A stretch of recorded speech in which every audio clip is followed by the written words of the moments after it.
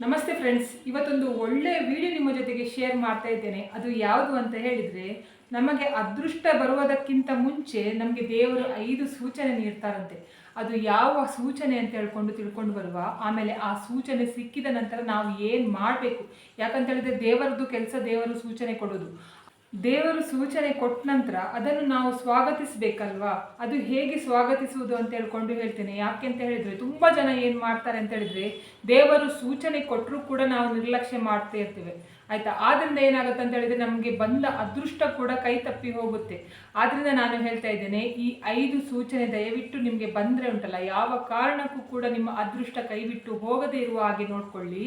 ನೋಡಿ, ಇವಾಗ ದೇವರು ಕೊಡುವ ಮೊದಲ ಸೂಚನೆ ಯಾವುದು ಅಂತ ಹೇಳಿದ್ರೆ, ನಿಮ್ಮಿಂದ ಎಲ್ಲರೂ ಕೂಡ ದೂರ ಆಗ್ತಾರೆ. ನೀವು ಎಷ್ಟೇ ಸ್ನೇಹಿತರಾಗಿರಲಿ, ಎಷ್ಟೇ ಇದು ಸಂಬಂಧ ಇರಲಿ, ಎಷ್ಟೇ ನಿಮ್ಮ ಪ್ರೀತಿ ಇರಲಿ, ನಿಮ್ಮ ಬಂಧು ಬಾಂಧವರಾಗಿರಲಿ, ಅಣ್ಣ ತಮ್ಮ ಆಗಿರಲಿ, ಅಕ್ಕ ತಂಗಿಯರಾಗಿರಲಿ, ಎಲ್ಲರನ್ನು ನೀವು ಕಳ್ಕೊಳ್ತೀರ. ನೀವು ಒಬ್ಬಂಟಿ ಆಗುವ ಹಾಗೆ ದೇವರು ಮಾಡ್ತಾರೆ. ಯಾಕೆ ಅಂತ ಹೇಳಿದ್ರೆ, ದೇವರು ನಿಮಗೆ ಸೂಚನೆ ಕೊಡ್ತಾ ಇದ್ದಾರೆ. ಆಯ್ತಾ. ಅವರೆಲ್ಲ ಯಾರು ನಿಮಗೆ ಸಹಾಯಕ್ಕೆ ಬರುವುದಿಲ್ಲ. ಅವರೆಲ್ಲ ನಿಮ್ಮ ಹತ್ರ ನೋಡಿ, ನಿಮ್ಮ ಹತ್ರ ಲಾಭಕ್ಕೋಸ್ಕರ ಇದ್ದಾರೆ. ಅವರೆಲ್ಲ ನಿಮಗೆ ಕಷ್ಟ ಕೊಟ್ಟು ಪರೀಕ್ಷೆ ಮಾಡ್ತಾರೆ. ದೇವರು ನಿಮಗೆ ಕಷ್ಟ ಕೊಟ್ಟಾಗ ಯಾರು ನಿಮ್ಮ ಜೊತೆ ಇರ್ತಾರೆ ನೋಡಿ, ಅವರು ಮಾತ್ರ ನಿಜವಾದ ಸ್ನೇಹಿತರಾಗಿರ್ತಾರೆ. ಬಿಟ್ಟರೆ ಸುಖದಲ್ಲಿ ಎಲ್ಲರೂ ಕೂಡ ಬರ್ತಾರೆ, ಎಲ್ಲರೂ ಕೂಡ ಬರ್ತಾರೆ. ಅಣ್ಣ ತಮ್ಮ ಅಲ್ದಿದ್ರು ಕೂಡ ಅಣ್ಣ ತಮ್ಮ ಅಂತ ಹೇಳ್ಕೊಂಡೇ ಬರ್ತಾರೆ. ಆಯ್ತಾ. ಹೊಸ ಸಂಬಂಧವನ್ನು ಅವರೇ ಮಾಡಿಕೊಂಡು ಬರ್ತಾರೆ, ಅಮ್ಮ ಅಕ್ಕ ಅಣ್ಣ ತಮ್ಮ ಅಂತ ಹೇಳ್ಕೊಂಡು. ಅದೇ ನಿಮ್ಮ ಹತ್ರ ಏನು ಇಲ್ಲದೆ ಇರುವಾಗ ಏನಾಗುತ್ತೆ ಅಂತ ಹೇಳಿದ್ರೆ, ಸ್ವಂತದವರು ಕೂಡ ನಿಮ್ಮನ್ನು ಅಕ್ಕ ಅಣ್ಣ ತಮ್ಮ ತಂಗಿ ಆ ಥರ ಹೇಳಲಿಕ್ಕೆ ನಾಚಿಕೆ ಪಡ್ತಾರೆ. ಅಥವಾ ನಮ್ಮದು ರಿಲೇಟಿವ್ಸ್ ಹಾಗೆ ಹೇಳಲಿಕ್ಕೂ ಕೂಡ ನಾಚಿಕೆ ಪಡ್ತಾರೆ. ಅಂತಹ ಸಂದರ್ಭ ಬರುವ ಹಾಗೆ ದೇವರು ನಿಮಗೆ ಮಾಡ್ತಾರೆ. ಆಯ್ತಾ. ದೇವರು ನಿಮಗೆ ಪರೀಕ್ಷೆ ಮಾಡ್ತಾ ಇರೋದು. ಆವಾಗ ನಿಮ್ಮ ಹತ್ರ ಎಲ್ಲ ಸಂಬಂಧಿಕರು ಆಗಲಿ, ನಿಮ್ಮದು ಎಲ್ಲರೂ ಕೂಡ ನಿಮ್ಮನ್ನು ದೂರ ಆಗಿ ನೀವು ಒಬ್ಬಂಟಿ ಆಗ್ತೀರ ನೋಡಿ. ಆವಾಗ ಸಾಕ್ಷಾತ್ ಭಗವಂತನೇ ನಿಮ್ಮ ಕೈ ಹಿಡಿದು ಮುಂದೆ ತರ್ತಾರೆ. ಆಯ್ತಾ. ಇದು ನಿಮಗೆ ಒಳ್ಳೆಯ ಸೂಚನೆ. ನಿಮ್ಮನ್ನು ಎಲ್ಲರೂ ಬಿಟ್ಟು ಹೋಗಿದ್ದಾರೆ ಅಂತ ಹೇಳ್ಕೊಂಡು ನೀವು ಬೇಸರ ಮಾಡ್ಕೊಳ್ಳಿಕ್ಕೆ ಹೋಗ್ಲಿಕ್ಕಿಲ್ಲ. ನಿಮಗೆ ಎಲ್ಲರೂ ಬಿಟ್ಟು ಹೋಗಿದ್ದಾರೆ ಅಂತ ಹೇಳಿದ್ರೆ ನಿಮಗೆ ಅದರ ನಂತರ ಒಳ್ಳೇದಾಗ್ತದೆ, ನಿಮ್ಮ ಅದೃಷ್ಟವೇ ಬದಲಾಗ್ತದೆ ಅಂತ ಹೇಳುವ ಸೂಚನೆ ಅದು. ಇವಾಗ ನಿಮಗೆ ಪ್ರಕೃತಿ ಕೂಡ ಸೂಚನೆ ನೀಡ್ತದೆ ಅಂತ ಹೇಳ್ತಾರೆ. ನಿಮ್ಮ ಇದು ಅದೃಷ್ಟ ಬದಲಾಗುವಾಗ, ನಿಮಗೆ ದೆಸೆ ಚೇಂಜ್ ಆಗುವಾಗ, ಆಯ್ತಾ, ನಿಮ್ಮ ಕಷ್ಟ ಪರಿಹಾರವಾಗಿ ನಿಮಗೆ ಒಳ್ಳೇದಾಗ್ತದೆ ಅಂತ ಹೇಳುವಾಗ ಪ್ರಕೃತಿ ಕೂಡ ನಿಮಗೆ ಸೂಚನೆ ಕೊಡ್ತದೆ. ಅದು ಯಾವ ರೀತಿಯಲ್ಲಿ ಸೂಚನೆ ಕೊಡ್ತದೆ ಅಂತ ಹೇಳಿದ್ರೆ, ಮೊದಲನೇದು ಯಾವುದು ಅಂತ ಹೇಳಿದ್ರೆ, ನಿಮ್ಮ ಮನೆಯ ಒಳಗಡೆ ಹಕ್ಕಿಗಳು ಬರುವುದು. ಅದರಲ್ಲಿ ಕೂಡ ಗುಬ್ಬಚ್ಚಿ ಆಗಲಿ ಅಥವಾ ಪುಟ್ಟ ಪುಟ್ಟ ಹಕ್ಕಿಗಳಾಗಲಿ ನಿಮ್ಮ ಮನೆ ಒಳಗಡೆ ಬರುತ್ತೆ. ಎರಡನೇದು ಏನಂತ ಹೇಳಿದ್ರೆ, ಚಿಟ್ಟೆಗಳು ಅಂದರೆ ಬಟರ್ಫ್ಲೈ ಕೂಡ ನಿಮ್ಮ ಮನೆ ಒಳಗಡೆ ಬರುತ್ತೆ. ಮತ್ತೆ ಈ ಥರದ್ದು ಚಿಕ್ಕ ಚಿಕ್ಕ ಪ್ರಾಣಿಗಳು ಉಂಟಲ್ಲ, ನಿಮ್ಮ ಮನೆ ಒಳಗಡೆ ಬರಲಿಕ್ಕೆ ಸ್ಟಾರ್ಟ್ ಆದರೆ ನಿಮ್ಮ ಅದೃಷ್ಟ ಚೇಂಜ್ ಆಗುತ್ತೆ ಅಂತ ಹೇಳ್ಕೊಂಡು ಅರ್ಥ. ಮತ್ತೆ ತುಂಬ ಜನರ ಮನೆಗೆ ಉಂಟಲ್ಲ, ಅದೃಷ್ಟ ಚೇಂಜ್ ಆಗುವಾಗ ಏನಾಗುತ್ತೆ ಅಂತ ಹೇಳಿದ್ರೆ, ಕಪ್ಪು ಇರುವೆ ಮನೆಯಲ್ಲಿ ಹೊರಗಡೆಯಿಂದ ಮನೆ ಒಳಗಡೆ ಬರುವ ರೀತಿಯಲ್ಲಿ ಬರುತ್ತೆ. ಆಯ್ತಾ. ಕಪ್ಪು ಇರುವೆ, ಕೆಂಪು ಇರುವೆ ಬಂದರೆ ಅದು ಒಳ್ಳೆಯದಲ್ಲ. ಆಯ್ತಾ. ಕೆಂಪು ಇರುವೆ ನಿಮ್ಮ ಮನೆಯಲ್ಲಿ ಸದಾ ಇರುತ್ತೆ. ನಿಮ್ಮ ಮನೆಯ ಗೋಡೆ ಮೇಲೆಲ್ಲ ಕೆಂಪು ಇರುವೆಗಳು ಹರಿತಾ ಇರುತ್ತೆ ಅಂತ ಹೇಳ್ಕೊಂಡಾದರೆ ಅದರದ್ದು ಅರ್ಥ ಏನಂತ ಹೇಳಿದ್ರೆ, ಯಾರ್ದೋ ನಿಮಗೆ ಶಾಪ ಉಂಟು ನಿಮ್ಮ ಮನೆಯ ಮೇಲೆ ಅಂತ ಹೇಳ್ಕೊಂಡು. ಎಲ್ಲರ ಮನೆಯ ಗೋಡೆಯ ಮೇಲೆ ಅಥವಾ ಎಲ್ಲರ ಮನೆ ಒಳಗಡೆ ಉಂಟಲ್ಲ, ಸದಾ ಕಚ್ಚುವ ಇರುವೆ, ಕೆಂಪಿರುವೆ ಆಗಲಿ ಕಪ್ಪಿರುವೆ ಆಗಲಿ ಯಾವತ್ತೂ ಕೂಡ ಇರುವುದಿಲ್ಲ, ಕಚ್ಚುವಂತಹ ಇರುವೆ. ಆಯ್ತಾ. ಅದು ನಿಮ್ಮ ಮನೆಯಲ್ಲಿ ಉಂಟು ಅಂತ ಹೇಳ್ಕೊಂಡು ಆದರೆ ನಿಮ್ಮ ಮನೆಗೆ ಯಾರ್ದೋ ಶಾಪತಾಗಿದೆ ಅಂತ ಹೇಳ್ಕೊಂಡು ಅರ್ಥ.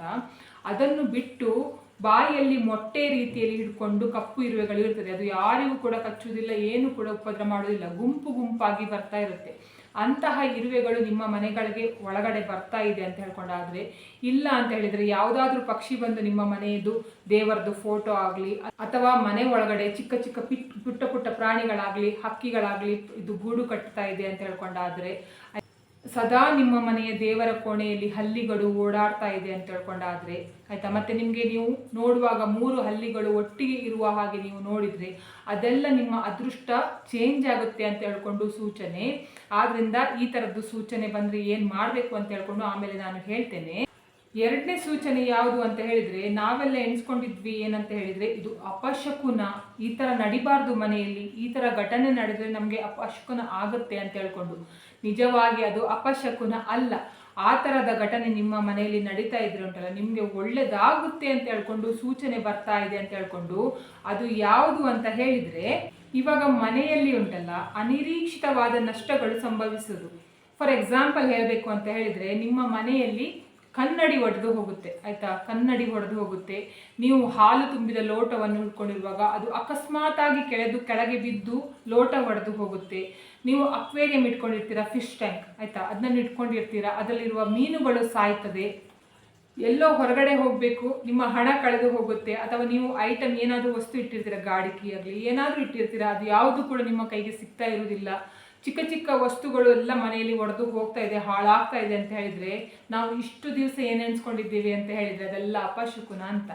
ಆದರೆ ಶಾಸ್ತ್ರ ಏನು ಹೇಳುತ್ತೆ ಅಂತ ಹೇಳಿದರೆ, ಹಳೆಯದು ಹೋದರೆ ಮಾತ್ರ ನಮಗೆ ಹೊಸದು ಬರುತ್ತೆ ಮನೆಗೆ ಅಂತ ಹೇಳ್ಕೊಂಡು, ಅಂದರೆ ನಿಮ್ಮ ಮನೆಗೆ ಉಂಟಲ್ಲ ದೊಡ್ಡ ಕಂಟಕ ಬರುವುದರಲ್ಲಿ ಇರ್ತದೆ ಆಯ್ತಾ. ದೊಡ್ಡ ಕಂಟಕ ಬಂದು ನಿಮ್ಮ ಜೀವನೇ ಹೋಗಬಹುದು, ಅಥವಾ ನಿಮಗೆ ದೊಡ್ಡ ಆಪತ್ತು ಕಾದಿರಬಹುದು ಆಯ್ತಾ. ಆವಾಗ ಏನಾಗುತ್ತಂತ ಹೇಳಿದರೆ, ಇಂತಹ ವಸ್ತುಗಳು ಏನು ಮಾಡುತ್ತೆ ಅಂತ ಹೇಳಿದರೆ ನಿಮಗೆ ಆಪತ್ತು ಬರುವುದನ್ನು, ನಿಮಗೆ ಕಷ್ಟ ಬರುವುದನ್ನು ತಪ್ಪಿಸಿಕೊಳ್ತದೆ. ಇವಾಗ ನೋಡಿ, ಕನ್ನಡಿ ಕೂಡ ಹಾಗೆ. ಅದೇನಾಗುತ್ತಂತ ಹೇಳಿದರೆ, ಮನೆಗೆ ಯಾರಾದರೂ ತುಂಬ ಕೆಟ್ಟ ದೃಷ್ಟಿ ಬಿದ್ದಿದೆ, ನಿಮಗೆ ಯಾರಾದರೂ ನೆಗೆಟಿವ್ ಅಂದರೆ ವಾಮಾಚಾರ ಮಾಡಿದ್ದಾರೆ ಅಂತ ಹೇಳ್ಕೊಂಡೆಲ್ಲ ಆದರೆ ಉಂಟಲ್ಲ, ಏನಾಗುತ್ತಂತ ಹೇಳಿದರೆ ಕನ್ನಡಿ ಒಡೆದು ಹೋಗ್ತದೆ. ನಿಮ್ಮ ಮನೆಯಲ್ಲಿರುವ ವಸ್ತು ನಿಮಗೆ ಸೂಚನೆ ಕೊಡ್ತಾ ಇರ್ತದೆ, ಅದಕ್ಕೆ ಶಕ್ತಿ ಇರುವುದಿಲ್ಲ ಕನ್ನಡಿಗೆ. ತುಂಬ ಕೆಟ್ಟಗಳಿದು ಘಟನೆ ನಡೀತಾ ಉಂಟು ಮನೆಯಲ್ಲಿ ಅಂತ ಹೇಳಿದರೆ ಆ ಮನೆಯಲ್ಲಿ ಕನ್ನಡಿ ತಂದ ಕೂಡಲೇ ಒಡೆದು ಹೋಗ್ತದೆ. ಮತ್ತು ಅಕ್ವೇರಿಯಂ ಅಲ್ಲಿರುವ ಮೀನುಗಳು ಕೂಡ ಸಾಯ್ತದೆ. ನಿಮ್ಮ ಮನೆಗೆ ತುಂಬ ಕೆಟ್ಟ ಕಣ್ಣಿನ ದೃಷ್ಟಿಯಾಗಿದೆ, ನಿಮ್ಮ ಮನೆಯಲ್ಲಿ ನಿಮಗೆ ಆಪತ್ತು ಬರುವುದರಲ್ಲಿ ಉಂಟು ಆಯಿತಾ, ನಿಮ್ಮ ಪ್ರಾಣಕ್ಕೆ ಕಂಟಕ ಬರ್ತಾ ಉಂಟು ಅಂತ ಹೇಳ್ಕೊಂಡು ಆಗುವಾಗ ಅದನ್ನು ಮೀನುಗಳು ಏನು ಮಾಡ್ತದೆ ಅಂತ ಹೇಳಿದ್ರೆ ಅವರಿಗೆ ಎಳ್ಕೊಂಡು ಆಯಿತಾ, ನೀವು ತಂದು ಇಡ್ತೀರಲ್ವ ಅದಕ್ಕೆ ಎಳ್ಕೊಂಡು ಆ ಮೀನುಗಳು ಸಾಯಲಿಕ್ಕೆ ಸ್ಟಾರ್ಟ್ ಆಗುತ್ತೆ ಆಯಿತಾ. ಅದೇ ರೀತಿ ಹಾಲು ಕೂಡ ಹಾಗೆ ಬಿದ್ದು ಒಡೆದು ಹೋಗೋದು ಆಯಿತಾ, ಆ ಥರ ಎಲ್ಲ ಆಗುತ್ತೆ. ನಿಮಗೆ ಬರುವ ಕಂಟಕ ಉಂಟಲ್ಲ ಅದು ಬರದೇ ಇರುವ ಹಾಗೆ ಇದನ್ನು ನೋಡ್ಕೊಳ್ತದೆ. ಆದ್ದರಿಂದ ಅದನ್ನು ನಾವು ಅಪಶಕುನ ಅಂತ ಹೇಳ್ಕೊಂಡು ಹೇಳೋದಲ್ಲ. ಆ ಥರ ಆಗಿದೆ ಅಂತ ಹೇಳಿದ್ರೆ ನಾವು ಸ್ವಲ್ಪ ಜಾಗ್ರತೆ ವಹಿಸಬೇಕು. ನಮ್ಮ ಮುಂದೆ ಯಾವುದೋ ದೊಡ್ಡ ತೊಂದರೆ ಬರುವುದಲ್ಲಿತ್ತು, ಅದು ಚಿಕ್ಕದ್ರಲ್ಲೇ ಹೋಯ್ತು ಅಂತ ಹೇಳ್ಕೊಂಡು ನಾವೇನು ಮಾಡಬೇಕು ಅಂತ ಹೇಳಿದರೆ, ದೇವರೇ ನನ್ನ ಕರ್ಮ ಕಳೆಯಿತು ಅಂತ ಹೇಳ್ಕೊಂಡು ದೇವರಿಗೆ ದೀಪ ಹಚ್ಚಿ. ಆಲ್ರೆಡಿ ನಿಮ್ಮ ಮನೆಯಲ್ಲಿ ದೇವರಿಗೆ ದೀಪ ಹಚ್ಚಿಯೇ ಇದೆ ಅಂತ ಹೇಳ್ಕೊಂಡಾದರೆ, ದೇವರೇ ನಂದು ಕರ್ಮ ಕಳೆಯಿತು ಈ ರೂಪದಲ್ಲಿ ಅಂತ ಹೇಳ್ಕೊಂಡು ದೇವರಿಗೆ ಒಂದು ಕೈ ಮುಗಿದು ನಿಮ್ಮ ಕೆಲಸಕ್ಕೆ ನೀವು ಹೋಗಿ. ಇಲ್ಲ ನಿಮ್ಮ ಮನೆಯಲ್ಲಿ ಯಾವ ಕೆಲಸ ಉಂಟು ನೋಡಿ ಅದನ್ನು ಮಾಡ್ಕೊಂಡಿರಿ, ಅದನ್ನೇ ಟೆನ್ಷನ್ ಮಾಡಿಕೊಂಡು ಕೂತ್ಕೋಬೇಡಿ. ಇದು ಒಡೆದೋಯ್ತು, ಮೀನು ಸತ್ತೋಯ್ತು, ಅದೆಲ್ಲ ಟೆನ್ಷನ್ ಮಾಡ್ಕೊಂಡು ಕೂತ್ಕೊಳ್ಬೇಡಿ. ನಿಮಗೆ ಬರುವ ಆಪತ್ತು ಆ ರೂಪದಲ್ಲಿ ಹೋಯಿತು ಅಂತ ಹೇಳ್ಕೊಂಡು ಅರ್ಥ ಅದರದ್ದು. ಇವಾಗ ಮೂರನೇದು ಸೂಚನೆ ಯಾವುದು ದೇವರು ಕೊಡ್ತಾರೆ ಅಂತ ಹೇಳಿದರೆ, ಬ್ರಾಹ್ಮಿ ಮುಹೂರ್ತದಲ್ಲಿ ನಿಮಗೆ ಕನಸು ಬೀಳುತ್ತೆ ಆಯಿತಾ. ತುಂಬ ಜನರಿಗೆ ಏನಾಗುತ್ತೆ ಅಂತ ಹೇಳಿದರೆ, ಇದು ರಾತ್ರಿ ಬ್ರಾಹ್ಮಿ ಮುಹೂರ್ತದಲ್ಲಿ ಬಿದ್ದ ಕನಸು ಬೆಳಿಗ್ಗೆ ಆಗುವಾಗ ಮರೆತು ಹೋಗಿ ಬಿಡ್ತಾರೆ. ಅಂತಹ ಕನಸನ್ನು ಉಂಟಲ್ಲ, ನಾವು ಈ ಜನ್ಮದ ಕನಸಲ್ಲ ಹೋದ ಜನ್ಮದ ಕನಸು ಅಂತ ಹೇಳ್ಕೊಂಡು ಹೇಳ್ತಾರೆ. ಅಂದರೆ ಅದು ಮರೆತು ಹೋಗ್ತದೆ. ನೀವು ಹೋದ ಜನ್ಮದಲ್ಲಿ ಏನೆಲ್ಲ ಆಗಿದ್ದೀರೋ ನೋಡಿ ಅದು ಕನಸಿನ ರೂಪದಲ್ಲಿ ಬರ್ತದೆ, ಮರೆತು ಹೋಗ್ತದೆ. ಆದರೆ ನಿಮಗೆ ಶುಭ ಸೂಚನೆ ಬರುತ್ತೆ, ನಿಮ್ಮ ಅದೃಷ್ಟ ಬದಲಾಗುತ್ತೆ ಅಂತ ಹೇಳುವಾಗ ದೇವರು ಯಾವ ರೀತಿ ಕನಸು ಕಾಣಿಸ್ತಾರೆ ಅಂತ ಹೇಳಿದರೆ, ನಿಮಗೆ ಹರಿಯುವ ನದಿ, ಹರಿಯುವ ನೀರು ಆಯಿತಾ, ನಿಂತ ನೀರು ಅಲ್ಲ, ಕೆರೆಯ ನೀರಲ್ಲ ಆಯಿತಾ, ಕೆರೆಯ ನೀರು ಬರುವುದಿಲ್ಲ, ಹರಿದಾಡ್ತಾ ಇರುತ್ತೆ. ಅಂತಹ ನೀರು ನಿಮಗೆ ಕನಸಿನಲ್ಲಿ ಬರುತ್ತೆ. ನೀವು ನೀರಿನಲ್ಲಿ ಈಜಾಡಿದ ಹಾಗೆ ಕನಸು ಬರುತ್ತೆ. ಇಲ್ಲ ಅಂತ ಹೇಳಿದರೆ ಮೆಟ್ಟಿಲು ನೀವು ಹತ್ತಿಕೊಂಡು ಮೇಲೆ ಹೋಗುವ ಹಾಗೆ ಕನಸು ಬೀಳ್ತದೆ. ಇಲ್ಲ ಅಂತ ಹೇಳಿದರೆ ಪರ್ವತ, ಎತ್ತರದ ಪರ್ವತವನ್ನು ನೀವು ಹತ್ತಿಕೊಂಡು ಮೇಲೆ ಹೋಗುವ ಹಾಗೆ ಕನಸು ಬೀಳುತ್ತೆ. ಈ ಥರದ ಕನಸು ಬಿದ್ದರೆ ಉಂಟಲ್ಲ ನಿಮಗೆ ಖಂಡಿತ ಮುಂದೆ ಸಕ್ಸಸ್ ಸಿಗ್ತದೆ ಅಂತ ಹೇಳ್ಕೊಂಡು ಅರ್ಥ. ನೀವು ಟೆನ್ಷನ್ ಮಾಡ್ಕೊಳ್ಳೋ ಅಗತ್ಯನೇ ಇಲ್ಲ. ನೀವು ಏನು ಮಾಡದೇ ಇದ್ರೂ ಕೂಡ ನಿಮಗೆ ಸಕ್ಸಸ್ ಹುಡ್ಕೊಂಡು ಬರುತ್ತೆ. ಆದ್ದರಿಂದ ನಾನು ಹೇಳ್ತಾ ಇರೋದು. ಮತ್ತು ಅದರ ಜೊತೆಗೆ ಉಂಟಲ್ಲ, ದೇವರ ವಿಗ್ರಹ, ದೇವರ ಫೋಟೋ, ದೇವಸ್ಥಾನ ಅಥವಾ ಹಾಲು, ಹಣ್ಣು, ಹೂವು, ಅರಶಿನ ಕುಂಕುಮ ಈ ಥರದ ಕನಸುಗಳು ಬಂದರೂ ಕೂಡ ನಿಮಗೆ ತುಂಬ ಒಳ್ಳೆಯದು, ಶುಭ ಸೂಚನೆ ಸಿಗ್ತದೆ ಮುಂದೆ ಅಂತ ಹೇಳ್ಕೊಂಡು ಅರ್ಥ. ಆದರೆ ನಾವೆಂತ ಮಾಡ್ತೇವೆ ಅಂತ ಹೇಳಿದರೆ, ಕನಸು ಬಿದ್ದ ಕೂಡಲೇ ನಾವೆಂತ ಮಾಡ್ತೇವೆ ಅಂತ ಹೇಳಿದರೆ, ಹೋಗಿ ನಮ್ಮದು ಹತ್ತಿರದವರ ಹತ್ರ ಯಾರ ಹತ್ರ ಆದರೂ ಹೇಳ್ತೇವೆ ಆಯಿತಾ, ನನಗೆ ಈ ಥರದ ಕನಸು ಬಂತು ಅಂತ ಹೇಳ್ಕೊಂಡು. ಆ ಥರ ಕನಸು ಯಾವ ಕಾರಣಕ್ಕೂ ಕೂಡ ಬಿದ್ದರೆ ಉಂಟಲ್ಲ, ಯಾರ ಹತ್ರ ಕೂಡ ಹೇಳ್ಕೊಳ್ಬಾರ್ದು ಅಂತ ಹೇಳ್ಕೊಂಡು ಹೇಳ್ತಾರೆ ಆಯಿತಾ. ಅದು ಎಂಥ ಕನಸು ಬೇಕಾದರೂ ಬಿದ್ದಿರಲಿ, ನೀವು ಅದನ್ನು ಬೇರೆಯವ್ರ ಹತ್ರ, ನಿಮ್ಮ ಮನೆಯವರ ಹತ್ರ ಕೂಡ ಹೇಳಲಿಕ್ಕೆ ಹೋಗಬೇಡಿ. ನೀವು ಬಾಯಿ ಬಿಟ್ಟು ನಿಮ್ಮ ಕನಸಿನ ಬಗ್ಗೆ ಹೇಳಿದ್ದೀರಿ ಅಂತ ಹೇಳ್ಕೊಂಡು ಆದರೆ ಅದು ನಿಮ್ಮ ಕನಸು ನಿಜ ಆಗುವುದಿಲ್ಲ ಆಯಿತಾ, ಅದು ಅಲ್ಲಿಗೆ ಸ್ಟಾಪ್ ಆಗಿ ಹೋಗುತ್ತೆ ಅಂತ ಹೇಳ್ಕೊಂಡು ಹೇಳ್ತಾರೆ. ಆದ್ದರಿಂದ ಕನಸು ಬಿದ್ದರೆ ಯಾರಿಗೂ ಕೂಡ ಹೇಳಲಿಕ್ಕೆ ಹೋಗಬೇಡಿ, ನಿಮಗೆ ಮಾತ್ರ ಗೊತ್ತಿರಲಿ. ಇವಾಗ 4ನೇ ಸೂಚನೆ ನಿಮಗೆ ಅದೃಷ್ಟ ಬರುವುದಕ್ಕಿಂತ ಮುಂಚೆ ಯಾವುದು ಸಿಗ್ತದೆ ಅಂತ ಹೇಳಿದರೆ, ಬೆಳಿಗ್ಗೆ ಎದ್ದ ಕೂಡಲೇ ಆಯಿತಾ, ನೀವು ಮಾತ್ರ ಎಂಥ ಜೇಬಲ್ಲಿ 1 ರೂಪಾಯಿ ಕೂಡ ಇರುವುದಿಲ್ಲ, ಆದರೂ ಕೂಡ ನಿಮಗೆ ಎಣಿಸ್ತದೆ ಏನಂತ ಹೇಳಿದರೆ, ನಾನೇ ಈ ಮನೆಯ ಅರಮನೆಯ ರಾಣಿ, ನಾನೇ ಈ ಮನೆಯ ರಾಜ ಆಯಿತಾ. ನಿಮಗೆ ಒಂಥರ ಹ್ಯಾಪಿ ಮೂಡ್ ಆಯಿತಾ, ಖುಷಿಯಲ್ಲಿ ಹೇಳ್ತೀರಾ ಆಯಿತಾ. ಬೆಳಿಗ್ಗೆ ಎದ್ದು ಕೂಡಲೇ ಖುಷಿ, ಅದು ಯಾವ ರೀತಿಯ ಖುಷಿ ಅಂತ ಹೇಳ್ಕೊಂಡು ನಿಮಗೆ ಗೊತ್ತಿರೋದಿಲ್ಲ ಆಯ್ತಾ. ಎದ್ದು ಕೂಡಲೇ ಇವತ್ತು ಏನೋ ನನಗೆ ಇದು ಎದ್ದು ಕೂಡಲೇ ಖುಷಿ ಆಗ್ತಾ ಇದೆ, ನನ್ನ ಮನಸ್ಸು ಯಾಕೋ ಉಲ್ಲಾಸದಲ್ಲಿದೆ, ಆಯ್ತಾ, ಏನೋ ನೆಮ್ಮದಿ ಸಿಗ್ತಾ ಉಂಟು ಅಂತ ಹೇಳ್ಕೊಂಡು ನಿಮಗೆ ಆದರೆ ಉಂಟಲ್ಲ, ಅದು ಕೂಡ ನಿಮಗೆ ಮುಂದೆ ಅದೃಷ್ಟ ಬರುತ್ತೆ ಅಂತ ಹೇಳ್ಕೊಂಡು ಅರ್ಥ ಆಯ್ತಾ. ನಮಗೆ ಗೊತ್ತಿರೋದಿಲ್ಲ ನಮಗೆ ಮುಂದೆ ಅದೃಷ್ಟ ಏನು ಬರುತ್ತೆ ಅಂತ ಹೇಳ್ಕೊಂಡು, ಆದರೆ ನಮ್ಮ ಆತ್ಮಕ್ಕೆ ಆಯ್ತಾ, ನಮ್ಮ ಆತ್ಮಕ್ಕೆ ಗೊತ್ತಿರುತ್ತೆ ನಮಗೆ ಮುಂದೆ ಏನು ಅದೃಷ್ಟ ಬರುತ್ತೆ ಅಂತ ಹೇಳ್ಕೊಂಡು. ಆದ್ರಿಂದ ನಮ್ಮ ದೇಹದಲ್ಲಿರುವ ಆತ್ಮ ಏನು ಮಾಡುತ್ತೆ ಅಂತ ಹೇಳಿದ್ರೆ, ಮುಂದೆ ಬರುವ ಖುಷಿಯನ್ನು ಇವಾಗಲೇ ಆಯ್ತಾ, ಮುಂದೆ ಯಾಕೆ ಖುಷಿ ಪಡೋದು, ಇವಾಗಲೇ ನಾವು ಎಂಜಾಯ್ ಮಾಡುವ ಅಂತ ಹೇಳ್ಕೊಂಡು ಖುಷಿ ಪಡುವ ರೀತಿಯಲ್ಲಿ ನಿಮಗೆ ಮಾಡುತ್ತೆ. ಆದ್ರಿಂದ ಉಂಟಲ್ಲ, ಬೆಳಿಗ್ಗೆ ಎದ್ದು ಕೂಡಲೇ ಯಾರಿಗೆ ನೋಡಿ ನಿಮ್ಮ ಎದ್ದ ಕೂಡಲೇ ಖುಷಿಯಲ್ಲಿ ಇರ್ತೀರ ನೋಡಿ, ಅಂಥವರಿಗೆ ಮುಂದೆ ಒಳ್ಳೇದಾಗ್ತದೆ ಅಂತ ಹೇಳ್ಕೊಂಡು ಸೂಚನೆ. ಇವಾಗ 5ನೇದು ನಿಮಗೆ ಯಾವುದು ಸೂಚನೆ ಬರ್ತದೆ ಅಂತ ಹೇಳಿದರೆ, ನಿಮಗೆ ಯಾರಾದರೂ ಅನಿರೀಕ್ಷಿತವಾಗಿ ಸಹಾಯ ಮಾಡ್ತಾರೆ ಆಯಿತಾ. ನಿಮಗೆ ಇವಾಗ ಅರ್ಜೆಂಟಾಗಿ ಹಣ ಬೇಕಿತ್ತು ಆಯಿತಾ, ನಿಮಗೆ ಯಾರಂತಲೇ ಗೊತ್ತಿರೋದಿಲ್ಲ, ಅವರ ಬಗ್ಗೆ ಜಾಸ್ತಿ ಮಾಹಿತಿ ಕೂಡ ಗೊತ್ತಿರೋದಿಲ್ಲ, ಅವರು ಯಾರಂತ ಅವ್ರ ಬಗ್ಗೆ ಏನು ಡೀಟೇಲ್ಸ್ ಗೊತ್ತಿರೋದಿಲ್ಲ, ಆದರೆ ಅವರು ನಿಮಗೆ ಬಂದು ಹೆಲ್ಪ್ ಮಾಡಿ ಹೋಗ್ತಾರೆ ಆಯಿತಾ. ಆ ಥರದ್ದು ಸಹಾಯ ಆಯಿತಾ, ಅದು ಅವರು ದೇವರೇ ನಿಮಗೋಸ್ಕರ ಕಳಿಸಿರುವ ವ್ಯಕ್ತಿ ಅಂತ ಹೇಳ್ಕೊಂಡು ಹೇಳ್ತಾರೆ. ಅಂತಹ ವ್ಯಕ್ತಿ ನಿಮ್ಮ ಲೈಫಲ್ಲಿ ಯಾರಾದರೂ ಇದ್ದರೆ, ಅಂದರೆ ನೀವು ಸಹಾಯ ಕೇಳ್ದೇನೆ ಅವರು ಸಹಾಯ ಮಾಡ್ತಾ ಇದ್ದಾರೆ ಅಂತ ಹೇಳ್ಕೊಂಡಾದರೆ, ಅಂತಹ ವ್ಯಕ್ತಿಯನ್ನು ಯಾವತ್ತೂ ಕೂಡ ಕಳೆದುಕೊಳ್ಳಿಕ್ಕೆ ಹೋಗಬೇಡಿ. ಅಂಥವರು ಉಂಟಲ್ಲ, ನಿಮಗೆ ಮುಂದೆ ಒಳ್ಳೆಯದಾಗುವ ಸೂಚನೆ ಕೊಡಲಿಕ್ಕೋಸ್ಕರ ನಿಮ್ಮ ಜೊತೆಗೆ ಸೇರ್ಕೊಂಡಿರೋದು ಆಯಿತಾ. ಆದ್ದರಿಂದ ಅಂಥವರನ್ನು ನೀವು ದೂರ ಮಾಡಲಿಕ್ಕೆ ಹೋಗಬೇಡಿ. 2ನೇದು ಏನಂತ ಹೇಳಿದರೆ, ನಿಮಗೆ ಮುಂದೆ ಅದೃಷ್ಟ ಬರುತ್ತೆ ಅನ್ನುವ ಸೂಚನೆ ಇರುವಾಗ ಮಾತ್ರ ನಿಮಗೆ ಪರಿಚಯ ಇಲ್ಲದೆ ಇರುವ ವ್ಯಕ್ತಿ ಕೂಡ ನಿಮ್ಮ ಸ್ನೇಹಿತರಾಗ್ತಾರೆ ಅಂತ ಹೇಳ್ಕೊಂಡು ಹೇಳ್ತಾರೆ ಆಯಿತಾ. ಆದ್ದರಿಂದ ಇಂತಹ ಸಮಯದಲ್ಲಿ, ಕಷ್ಟದ ಸಮಯದಲ್ಲಿ ಯಾರು ನಿಮ್ಮ ಜೊತೆ ಇರ್ತಾರೆ ನೋಡಿ, ಯಾರು ನಿಮಗೆ ಸಹಾಯ ಮಾಡ್ತಾರೆ ನೋಡಿ, ಆ ಸಹಾಯವನ್ನು ಯಾರ ಹತ್ರನೂ ಹೇಳ್ಕೊಳ್ಳದೆ, ಯಾರ ಹತ್ರನೂ ಕೂಡ ಹೇಳ್ಕೊಳ್ಳೋದಿಲ್ಲ ಆಯಿತಾ, ಆ ಥರ ಸಹಾಯ ಮಾಡ್ತಾರೆ ನೋಡಿ, ಅವರನ್ನು ಯಾವ ಕಾರಣಕ್ಕೂ ಕೂಡ ಕಳೆದುಕೊಳ್ಳಲಿಕ್ಕೆ ಹೋಗಬೇಡಿ. ಅವರಿಂದನೇ ನಿಮ್ಮ ಅದೃಷ್ಟವೇ ಚೇಂಜ್ ಆಗುವ ಚಾನ್ಸಸ್ ಇರುತ್ತೆ. ಇವಾಗ ನಾನು 5 ಹೇಳಿದೆ ನೋಡಿ, ಆ ಥರದ್ದು ಯಾವುದೇ ಸೂಚನೆ ನಿಮಗೆ ಬಂದರೆ ಕೂಡ ನೀವು ಕೈ ಕಟ್ಕೊಂಡು ಕೂತ್ಕೊಳ್ಳಿಕ್ಕಿಲ್ಲ ಆಯಿತಾ. ಯಾಕೆ ಅಂತ ಹೇಳಿದರೆ, ಅದೃಷ್ಟ ಬಾಗಿಲ ತನಕ ಬಂದು ಪುನಃ ಹೋಗುತ್ತೆ ಅಂತ ಹೇಳ್ಕೊಂಡು ಹೇಳ್ತಾರೆ. ಆದ್ದರಿಂದ ನಿಮಗೆ ಈ ಥರದ್ದು ಸೂಚನೆ ಬಂದರೆ ಏನು ಮಾಡಬೇಕು ಅಂತ ಹೇಳಿದರೆ, ಆ ಥರ ಸೂಚನೆ ಸಿಕ್ಕಿದ ಕೂಡಲೇ ನೀವು ಯಾವ ಜಾಗದಲ್ಲೇ ಬೇಕಾದರೂ ಇರಲಿ, ಎಲ್ಲಿ ಬೇಕಾದರೂ ಇರಲಿ, ಒಂದು ಕ್ಷಣ ನೀವು ಹೊರಗಡೆ ಬಂದು, ಅಥವಾ ನೀವು ಹೊರಗಡೆ ಇರುವುದೇ ಆಗಿದ್ದರೆ, ಒಂದು ಸಲ ಆಕಾಶವನ್ನು ನೋಡಿಕೊಂಡು ಕಣ್ಣು ಮುಚ್ಚಿ ದೇವರಲ್ಲಿ ಬೇಡ್ಕೊಳ್ಳಿ. ಏನಂತ ಹೇಳಿದರೆ, ನೀನು ನನಗೆ ಈ ಥರದ ಸೂಚನೆಯನ್ನು ಕೊಟ್ಟಿದ್ದೀಯಾ, ನನ್ನ ಕಷ್ಟ ಪರಿಹಾರ ಆಗುತ್ತೆ ಅಂತ ಹೇಳಿಕೊಂಡು ನನಗೆ ಖಂಡಿತ ನಿನ್ನ ಮೇಲೆ ನಂಬಿಕೆ ಇದೆ, ನಿನ್ನನ್ನು ನಾನು ಸ್ವಾಗತಿಸುತ್ತೇನೆ ಅಂತ ಹೇಳ್ಕೊಂಡು ಒಂದು ಸಲ ದೇವರ ಹತ್ರ ಕಣ್ಣು ಮುಚ್ಚಿಕೊಂಡು ಬೇಡ್ಕೊಳ್ಳಿ. ಯಾಕಂತ ಹೇಳಿದರೆ, ನಾವು ನೋಡಿ ದೇವರ ಹತ್ರ ಎಷ್ಟು ಬೇಡ್ತೇವೆ ನೋಡಿ, ಅಷ್ಟು ನಮಗೆ ಒಳ್ಳೇದಾಗ್ತದೆ ಅಂತ ಹೇಳ್ಕೊಂಡು ಹೇಳ್ತಾರೆ. ಜೊತೆಗೆ ನಮಗೆ ದೇವರು ಒಳ್ಳೇದು ಮಾಡ್ತಾರೆ ಅಂತ ಹೇಳುವಾಗ ನಾವು ದೇವರಿಗೆ ಒಂದು ಥ್ಯಾಂಕ್ಸ್ ಹೇಳುವ ಬುದ್ಧಿಯನ್ನು ಕೂಡ ಕಲ್ತಿರಬೇಕು ಆಯಿತಾ. ಕೆಲವರಿಗೆ ಬುದ್ಧಿ ಇರುವುದಿಲ್ಲ. ಏನಂತ ಹೇಳಿದರೆ, ತುಂಬ ಜನರು ಹೆಲ್ಪ್ ಮಾಡ್ತಾ ಇರ್ತಾರೆ, ಯಾವುದಾದ್ರೂ ವಿಷಯದಲ್ಲಿ ಹೆಲ್ಪ್ ಮಾಡ್ತಾ ಇರ್ತಾರೆ, ಒಂದು ಥ್ಯಾಂಕ್ಸ್ ಕೂಡ ಹೇಳೋದಿಲ್ಲ ಅವರಿಗೆ ಆಯಿತಾ. ಅಂಥವರು ಕೂಡ ಭೂಮಿ ಮೇಲೆ ಇದ್ದಾರೆ ಆಯಿತಾ. ಅವರಿಗೆ ಅಗತ್ಯ ಇತ್ತು, ಅವರು ಕೆಲಸ ಮಾಡಿಕೊಂಡ್ರು ನನ್ನ ಹತ್ರ ಅಂತ ಹೇಳ್ಕೊಂಡು ಸುಮ್ಮನೆ ಬಿಡ್ತಾರೆ. ಹಾಗೆ ಮಾಡಲಿಕ್ಕೆ ಹೋಗಬೇಡಿ. ದೇವರು ಆ ವಿಷಯದಲ್ಲಿ ಕೂಡ ನಿಮಗೆ ಪರೀಕ್ಷೆ ಮಾಡ್ತಾ ಇರ್ತಾರೆ. ಯಾರಾದರೂ ನಿಮಗೆ ಸಹಾಯ ಮಾಡಲಿಕ್ಕೆ ಬಂದರೆ ಉಂಟಲ್ಲ, ಫಸ್ಟು ಒಂದು ನಗು ಮುಖದಿಂದ ಉಂಟಲ್ಲ ಅವರಿಗೆ ಒಂದು ಥ್ಯಾಂಕ್ಸ್ ಹೇಳಿ, ದೇವರಿಗೂ ಕೂಡ ಥ್ಯಾಂಕ್ಸ್ ಹೇಳಿ, ಮತ್ತು ನಿಮಗೆ ಸಹಾಯ ಮಾಡಿದವರಿಗೂ ಕೂಡ ಥ್ಯಾಂಕ್ಸ್ ಹೇಳಿ. ಆವಾಗ ಮುಂದೆ ಕೂಡ ನಿಮ್ಮ ಜೀವನ ಒಳ್ಳೆಯದಾಗ್ತಾ ಇರುತ್ತೆ.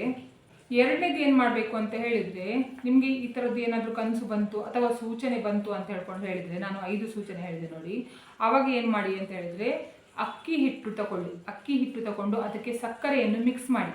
ಅಕ್ಕಿ ಹಿಟ್ಟು ತಗೊಂಡು ಸಕ್ಕರೆಯನ್ನು ಮಿಕ್ಸ್ ಮಾಡಿ ಚೆಂದ ಮಾಡಿ ಅದನ್ನು ಒಂದೊಂದು ಉಂಡೆ ರೀತಿಯಲ್ಲಿ ಮಾಡಿ, ಲಡ್ಡುವಿನ ರೂಪದಲ್ಲಿ ಮಾಡಿ. ಆಮೇಲೆ ಇರುವೆ ಎಲ್ಲಿದೆ ನೋಡಿ, ಆ ಇರುವೆ ಗೂಡಿನ ಹತ್ರ ಹೋಗಿ ಇಡಿ, ಮತ್ತು ಹಕ್ಕಿಗಳಿಗೆ ತಿನ್ನಲಿಕ್ಕೆ ಕೊಡಿ ಆಯಿತಾ. ಆ ಲಡ್ಡುಗಳನ್ನು ಇರುವೆ ಮತ್ತೆ ಉಂಟಲ್ಲ, ಹಕ್ಕಿಗಳು ಉಂಟಲ್ಲ, ಮತ್ತು ಚಿಟ್ಟೆಗಳು, ಅವು ಏನು ಮಾಡ್ತದೆ ಅಂತ ಹೇಳಿದರೆ, ನಮ್ಮ ಸಂದೇಶವನ್ನು ದೇವರಿಗೆ ತಲುಪಿಸುತ್ತೆ ಅಂತ ಹೇಳ್ಕೊಂಡು ಹೇಳ್ತಾರೆ.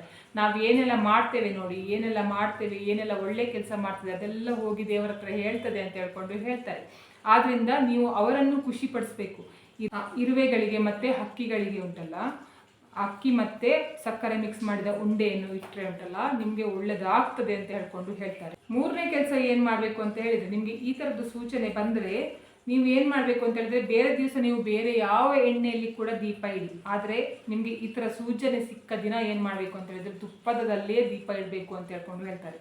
ತುಪ್ಪದ ದೀಪವನ್ನು ಇಟ್ಟು ದೇವರ ಮುಂದೆ ನೀವು ಕೂತ್ಕೊಂಡು ಹೇಳಬೇಕು ಏನಂತ ಹೇಳಿದರೆ, ಈ ದೀಪ ಹೇಗೆ ಬೆಳಗುತ್ತಿದೆ ನೋಡಿ, ಅದೇ ರೀತಿಯಲ್ಲಿ ನನ್ನ ಕತ್ತಲು ಕಳೆದು ನಮ್ಮ ಮನೆಗೆ ಬೆಳಕು ಬರುತ್ತೆ, ನನಗೆ ಬೆಳಕು ಬರುತ್ತೆ, ನನ್ನ ಕುಟುಂಬಕ್ಕೆ ಬೆಳಕು ಬರುತ್ತೆ ಅಂತ ಹೇಳ್ಕೊಂಡು ನೀವು ದೇವರ ಹತ್ರ ಹೇಳ್ಕೊಂಡು ನನಗೆ ಈ ಥರದ ಬೆಳಕು ಬರುವ ಸೂಚನೆ ನೀನು ನೀಡಿದ್ದಕ್ಕೆ ನಿಮಗೆ ಧನ್ಯವಾದ ಅಂತ ಹೇಳ್ಕೊಂಡು ದೇವರಿಗೆ ಒಂದು ಕೈ ಮುಗಿಬೇಕು ಅಂತ ಹೇಳ್ಕೊಂಡು ಹೇಳ್ತಾರೆ. ಹೀಗೆ 4ನೇದು ಮುಖ್ಯವಾದ ಕೆಲಸ ಯಾವುದು ಅಂತ ಹೇಳಿದರೆ, ನಿಮ್ಮ ಕೆಲಸ ಆಗುವುದಕ್ಕಿಂತ ಮುಂಚೆ ಎಲ್ಲರ ಹತ್ರ ಡಂಗುರ ಸಾರ್ಕೊಂಡು ಬರುವುದಲ್ಲ.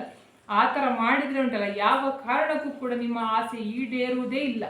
ನೀವು ಏನು ಮಾಡಬೇಕು ಅಂತ ಹೇಳಿದರೆ, ಯಾವುದೇ ಕೆಲಸ ಮಾಡಬೇಕಾದ್ರೂ ಗುಪ್ತವಾಗಿ ಕೆಲಸ ಮಾಡಬೇಕು. ಅದು ಯಾವ ಕೆಲಸ ಬೇಕಾದರೂ ಆಗಲಿ. ನಿಮಗೆ ಇವಾಗ ಮುಂದೆ ಏನೋ ಮಾಡಲಿಕ್ಕುಂಟು, ಒಂದು ಕಾರ್ ತಗೊಳ್ಳಿಕ್ಕುಂಟು, ಮನೆ ಕಟ್ಟಲಿಕ್ಕುಂಟು, ಅಥವಾ ನಿಮಗೆ ಬಿಸ್ನೆಸ್ ಮಾಡಲಿಕ್ಕುಂಟು, ನಿಮಗೆ ಒಂದು ಶಾಪ್ ಇಡಲಿಕ್ಕೆ ಉಂಟು, ಅಥವಾ ನಿಮಗೆ ಏನಾದರೂ ಮಾಡಲಿಕ್ಕೆ ಉಂಟು, ಎಂಥಾದ್ರೂ ಒಂದು ಮಾಡ್ತೀರಾ ಅಂತ ಹೇಳ್ಕೊಂಡು ಹೇಳುವ. ಅದನ್ನು ನೀವು ಊರಿಗಿಂತ ಮುಂಚೆ ಆಯಿತಾ, ಅಂದರೆ ಅದು ಆಗುವುದಕ್ಕಿಂತ ಮುಂಚೆಯೇ ನೀವು ಉಂಟಲ್ಲ ಎಲ್ಲರ ಹತ್ರ ಹೇಳ್ಕೊಂಡು ಬಂದರೆ ಆ ಕೆಲಸ ನೀವು ಏನು ಮಾಡಿದರೂ ಕೂಡ ಆಗುವುದೇ ಇಲ್ಲ. ಇದನ್ನು ನೆನ್ಪಿಟ್ಕೊಳ್ಳಿ. ಯಾಕೆ ಅಂತ ಹೇಳಿದರೆ, ನಾವು ಒಂದು ಬೀಜ ಉಂಟಲ್ಲ, ಮಣ್ಣಿನೊಳಗೆ ಹೂತಿಟ್ಟರೆ ಮಾತ್ರ ಅದು ಬೀಜ ಮೊಳಕೆ ಒಡೆದು ಮರ ಆಗೋದು. ಅದನ್ನು ಮೇಲೆ ಹಾಕಿದರೆ ಏನಾಗುತ್ತೆ, ಅದು ಒಣಗಿ ಹೋಗ್ತದೆ. ಅದೇ ರೀತಿಯಲ್ಲಿ ನಾವು ಮಾಡುವ ಕೆಲಸ ಉಂಟಲ್ಲ, ಗುಪ್ತವಾಗಿ ಮಣ್ಣಿನೊಳಗಡೆ ಹೂತು ಇಟ್ಟ ಬೀಜ ಥರ ಇರಬೇಕು. ಅದು ಗೊತ್ತಾದ ಮರವಾಗಿ ದೊಡ್ಡದಾದ ನಂತರನೇ ಎಲ್ಲರಿಗೂ ಕಾಣಿಸ್ಬೇಕು. ಬಿಟ್ಟರೆ ನಾವು ಮುಂಚೆ ಹೇಳ್ಕೊಂಡು ಡಂಗೂರ ಸಾರಬಾರ್ದು ಅಂತ ಹೇಳ್ಕೊಂಡು ಹೇಳ್ತಾರೆ. ಆ ಥರ ನೀವು ಸಾರ್ಕೊಂಡು ಬಂದರೆ ನಿಮ್ಮ ಯಾವ ಕೆಲಸ ಕೂಡ ನೆರವೇರುವುದಿಲ್ಲ. ಯಾಕೆ ಅಂತ ಹೇಳಿದ್ರೆ, ಮನುಷ್ಯರ ದೃಷ್ಟಿ ನಿಮ್ಮನ್ನು ಮೇಲೆ ಬರಲಿಕ್ಕೆ ಬಿಡುವುದಿಲ್ಲ. ಆದ್ದರಿಂದ ಯಾರ ದೃಷ್ಟಿ ಕೂಡ ನಿಮ್ಮ ಮನೆಯ ಮೇಲೆ ಬೀಳ್ದಿದ್ದ ಹಾಗೆ, ಯಾರ ಕೆಟ್ಟ ಕಣ್ಣು ಕೂಡ ನಿಮ್ಮ ಮನೆಯ ಮೇಲೆ ಬೀಳ್ದಿದ್ದ ಹಾಗೆ ಉಂಟಲ್ಲ, ಸ್ವಲ್ಪ ಗುಪ್ತವಾಗಿ ಕೆಲಸ ಮಾಡಲಿಕ್ಕೆ ಕಲಿಯಿರಿ. ಇಷ್ಟು ದಿವಸ ಬಾಯಿ ಪಡ್ಕೊಂಡಿದ್ದು ಸಾಕು, ಇನ್ನಾದರೂ ಬಾಯಿ ಮುಚ್ಕೊಂಡು ಕೆಲಸ ಮಾಡಿ ಅಂತ ಹೇಳ್ಕೊಂಡು ಇವತ್ತಿನ ವಿಡಿಯೋ ನಿಮಗೆ ಇಷ್ಟ ಆದರೆ ಪ್ಲೀಸ್ ಈ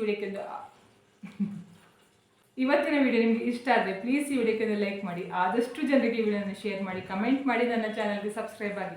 ನನ್ನ ಚಾನಲ್ಗೆ ಸಬ್ಸ್ಕ್ರೈಬ್ ಆದರೆ ಒಂದು ಸಪೋರ್ಟ್ ಸಿಕ್ಕಿದ ಹಾಗೆ ಆಗ್ತದೆ. ಮತ್ತು ನಾನು ಹೀಗೆ ಒಳ್ಳೆ ವಿಡಿಯೋನ ನಿಮ್ಮ ಜೊತೆಗೆ ಶೇರ್ ಮಾಡ್ತೇನೆ. ಇವತ್ತಿನ ವಿಡಿಯೋ ಯಾರೆಲ್ಲ ನೋಡಿದ್ದೀರಾ ಅಥವಾ ನೋಡಲಿಲ್ಲ, ಎಲ್ಲರಿಗೂ ಕೂಡ ಒಳ್ಳೆಯದಾಗಲಿ ಅಂತ ನಾನು ಕೂಡ ದೇವರಲ್ಲಿ ಬೇಡ್ಕೊಳ್ತಿದ್ದೇನೆ. ಎಲ್ಲರಿಗೂ ಒಳ್ಳೆಯದಾಗಲಿ.